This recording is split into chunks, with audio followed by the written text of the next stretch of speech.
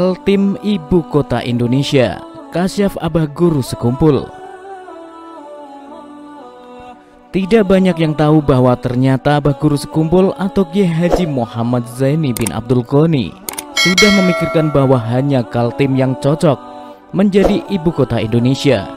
Menurut Abah Guru Sekumpul, bila Kaltim menjadi ibu kota Indonesia, maka Indonesia akan maju. Kaltim lebih layak ketimbang provinsi lainnya di Indonesia. Kalau Indonesia ingin maju, ibu kota pindah ke Kaltim. Demikian kurang lebih yang diucapkan Abah Guru Sekumpul, sebagaimana diceritakan Dr. Diyaudin, putra Kiai Haji Badarudin Martapura kepada Banua.co. Abah Guru Sekumpul mengatakan, ketika saya masih menjadi mahasiswa dan silaturahmi bersama dua teman mahasiswa lainnya ke Abah Guru Sekumpul, saat itu kami diajak masuk ke kamar beliau. Cerita dokter yang juga kepala dinas kesehatan Kabupaten Banjar ini. Nah, salah satu yang dibicarakan beliau adalah tentang Kaltim sebagai ibu kota Indonesia. Kalau Indonesia mau maju, ibu kota pindah ke Kaltim, kata beliau. Lanjut adik pimpinan pesantren Darussalam, Kiai Haji Hasanuddin ini. Sejatinya wacana pemindahan ibu kota Indonesia dari kota Jakarta telah bergulir sejak lama. Beberapa daerah muncul sebagai alternatif ibu kota negara, yaitu Palembang, Sumatera Selatan, Karawang, Jawa Barat, Sulawesi Selatan, dan Palangkaraya, Kalimantan Tengah. Namun nama Kalimantan Timur belum ada yang memunculkan. Rencana memindahkan ibu kota Indonesia ke Kalimantan Timur di kalangan pemerintah baru muncul belasan tahun pasca Abah Guru Sekumpul wafat tahun 2005, yaitu pada era pemerintahan Presiden Jokowi. Seolah pemikiran dengan Abah Guru Sekumpul pada pidato kenegaraan 16 Agustus 2019, Presiden Jokowi menyampaikan secara gamblang wacana pemindahan ibu kota Indonesia ke Kalimantan Timur.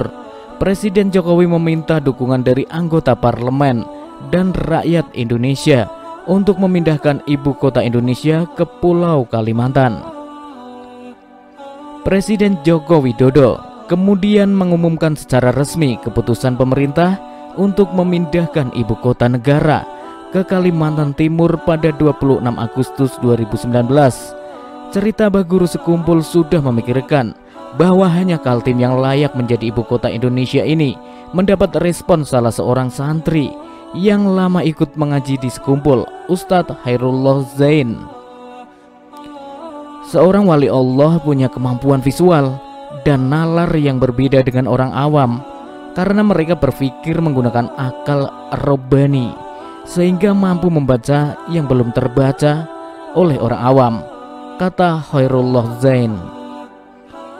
Walaupun hal ini tidak ada dalil gamblangnya dalam Al-Quran ataupun hadis, namun menurut Ketua Lembaga Batsul Masail PWNU Kalsel ini, ada dalil yang diisyaratkan dalam sebuah hadis qudsi.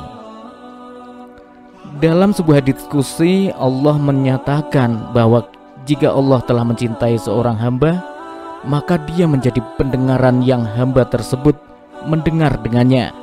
Dia menjadi penglihatan yang hamba tersebut melihat dengannya, menjadi tangan yang hamba tersebut memukul dengannya, menjadi kaki yang hamba tersebut berjalan dengannya. Terang pengagum para sufi dan wali ini. Seorang kekasih Allah atau wali Allah bukan hanya panca indera saja yang diambil alih oleh Allah, tapi juga indera yang keenam, yaitu akalnya. Bahkan ini yang utama. Lanjutnya,